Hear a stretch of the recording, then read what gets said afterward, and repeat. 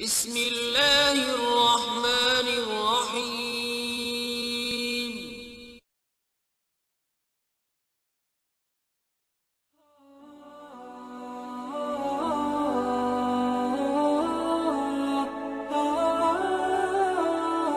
Bismillahirrohmanirrohim. Assalamualaikum warahmatullahi wabarakatuh. Solawat dan salam selalu dan tetap tercurahkan kepada junjungan kita Nabi besar Muhammad Shallallahu Alaihi Wasallam.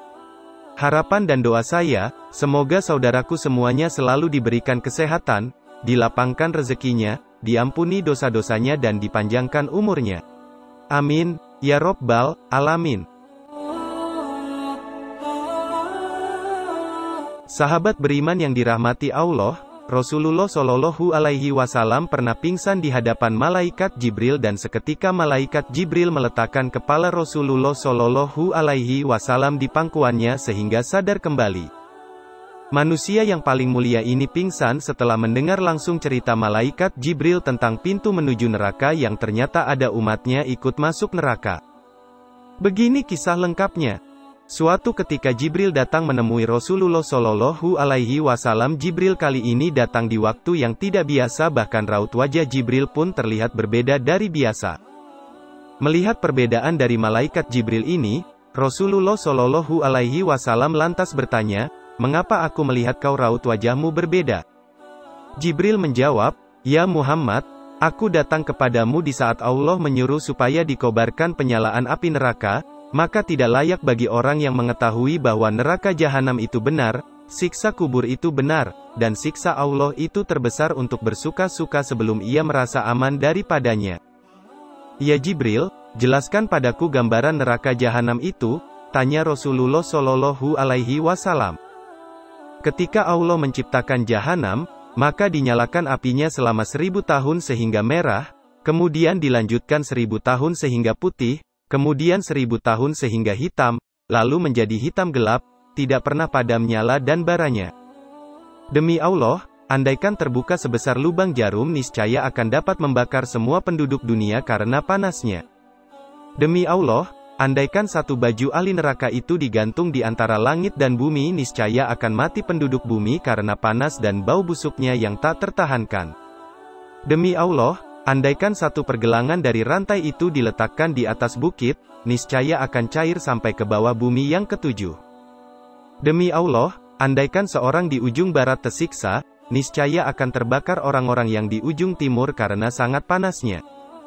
Jahanam itu sangat dalam, perhiasannya besi dan minumannya air panas bercampur nanah, dan pakaiannya adalah potongan-potongan api. Api neraka itu ada 7 pintu, jarak antar pintu sejauh 70 tahun, dan tiap pintu panasnya 70 kali dari pintu yang lain.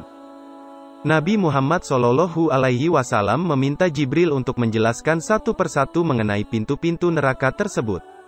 Jibril lalu menjelaskan apa yang diminta oleh Rasulullah Shallallahu Alaihi Wasallam. Pintu pertama dinamakan Hawiyah, yang diperuntukkan bagi kaum munafik dan kafir.